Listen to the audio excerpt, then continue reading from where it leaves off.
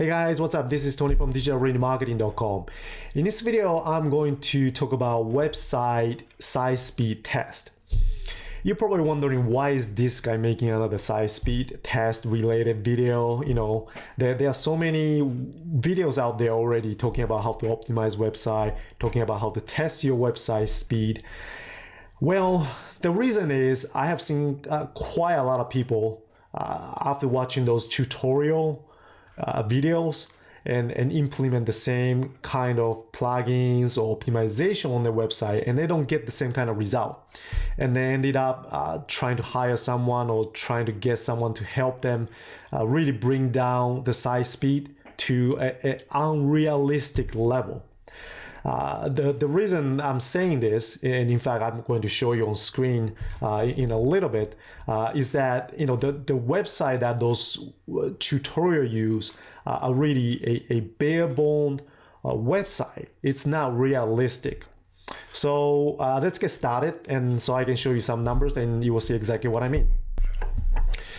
So here is my website's result, and before we dig deep into it, because I have got the before and after picture, so to speak, before really optimized state and after optimized state by using several plugins. So what I did was I basically enable and disable those plugins that I use to optimize the website speed. And the first thing I want to show you here is the medium number of requests that actually normal websites out there have, and this is by the numbers given by httparchive.org, and as you can see, the medium request is 75 for desktop, and then mobile is 70. And what that means is that's really the number of communication between the server and the browser, how many files are getting transferred, those kind of stuff. And if you look closely to some of the tutorial videos that were used in those size speed optimization video, you can see the request number, it's just unreasonably small. Some of them, before picture is like 50 requests, and after it became like 30 or 15, which is a little bit unrealistic considering normal functional website or website that's been around for a while. They tend to have a lot more plugins, a lot more files, a lot more functionality. So again, based on this number here, this is the medium number. So of course I have seen websites more than 200 requests, and websites that are little bit less than 75, but I have never really seen something that's 15 or 30 even. I really haven't seen those unless it's a complete configuration from the WordPress platform. So in other words, with the WordPress platform, I have never really seen something that's really low. So that's the first message of this video. And second is really going through the 4 major unique website speed testing tools out there to give you a bit of sense of which one is good, what's the pros and cons, and what's realistic. So again, using my own website, digitalremarketing.com, this is the after picture and this is the before picture. So this is before I enable the plugins that were used to improve the site speed.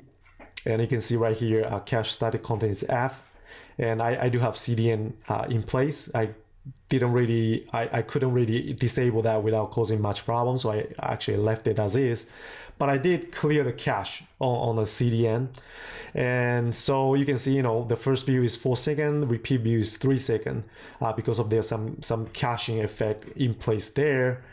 And looking at the optimized state, there's the 3 seconds load time and then 2.8 second repeat view.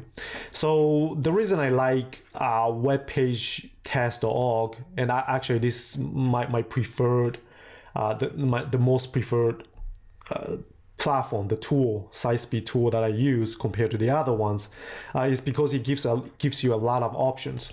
So you can test it from different location with different device, different browser even within the same device, and then you can choose a different connection speed. So for example, if you're doing mobile, you can choose LTE, which is more realistic speed. Compared to some of the other tools that they provide you, or some tools don't even give you the mobile options really.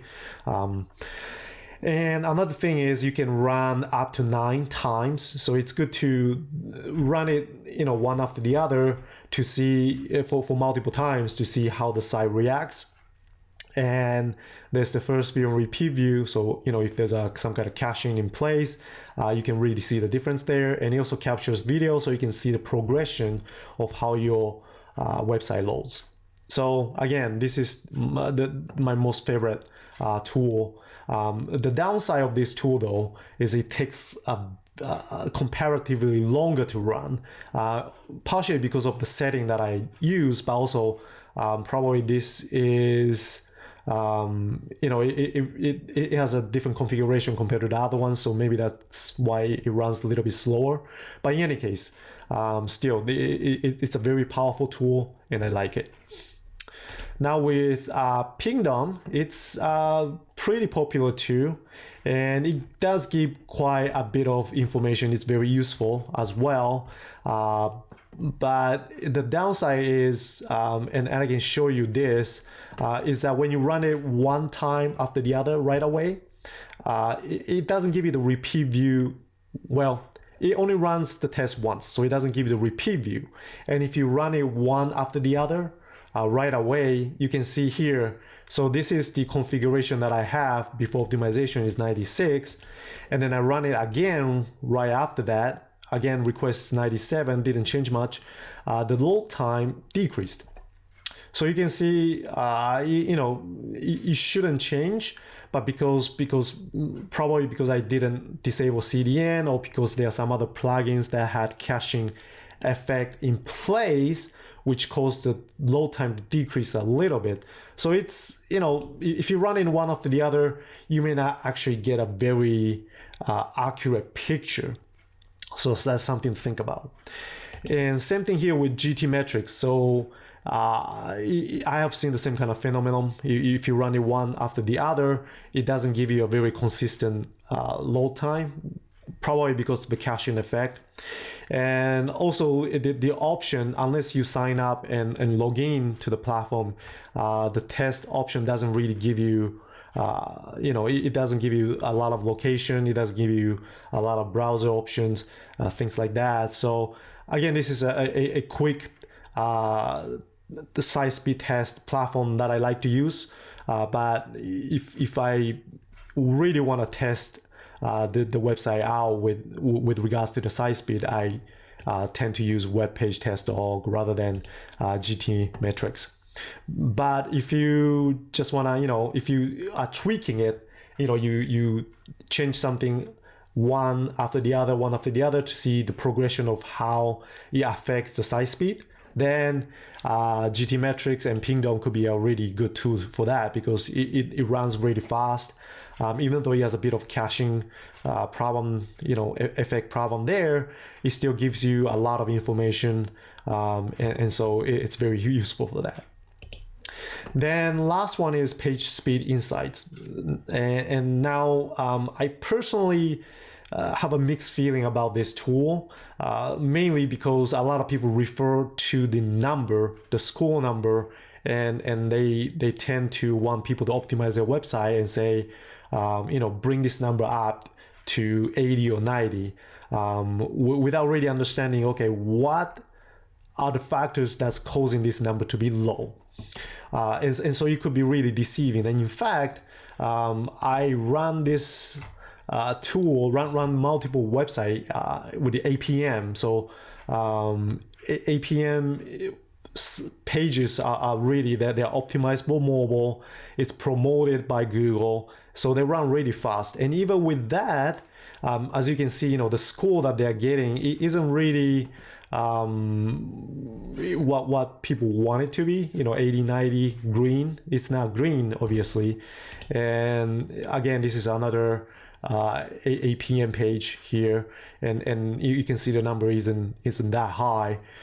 So again, you really need to understand, okay, what kind of factor is causing the page, the tool to return this score. And a lot of time it's really the external, as you can see, third-party plugins or third-party scripts that's causing it, and you cannot really do anything about these third-party plugins or scripts, really, because it's you cannot control the code.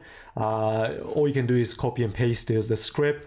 So that could be a large factor for a realistic live site, comparing to one of those tutorial YouTube site that I mentioned earlier, bare bone, and so they can really boost the number a lot just by doing a few tricks here and there. And lastly, Amazon.com. Amazon is the de facto sort of the golden standard in terms of site speed, SEO, a lot of things. So if Amazon is only getting 47, you can see, why people thinking, their site should get 80 or 90 is not very realistic, unless you really have to spend a lot of energy and resource to tweak it to get to 80 or 90. So again, if you go to Amazon, type in Amazon.com, it loads instantaneously. In fact, I can do it right now.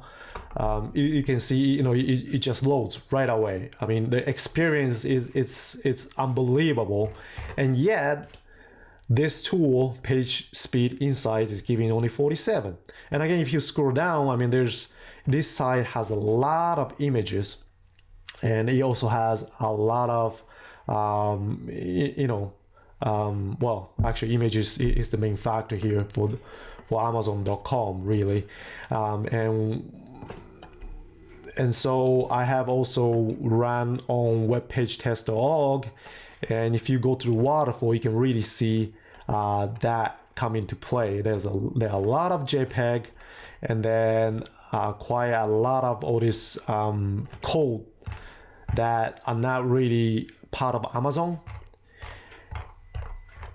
And so what you really want to do is to optimize for the experience, not necessarily optimize for the speed itself. And what I'm saying is that what you want to do is pay attention to start render and first contentful paint. As you can see, for Amazon, it takes only 1 second. And if you look at the waterfall, you can really see, okay, the green, the face paint here, and DOM content loaded. It loads pretty fast. It probably overlaps, so you cannot really see that when the DOM is loaded. In fact, let's come to my site here, which is a little bit slower, but still. You can see first paint, you start render here, first paint, and then DOM interactive and DOM content loaded, so it's less than 2 seconds. So again, if I go to my website, let's see,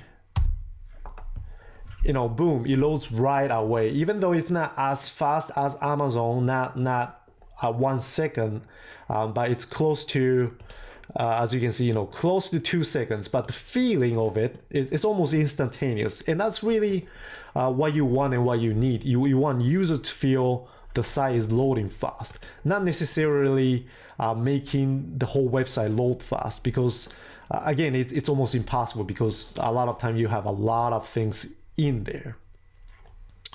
So that's really the main key message here in this video. Don't get depressed just because your website cannot get down to 1 second or 2 seconds, like one of those YouTube video with the site optimization tutorial. Be realistic and pay attention to start render, first content for paint, those time, and so that you can really focus on making your user feel that your site is loading fast, rather than focusing on how fast when the entire site is loaded.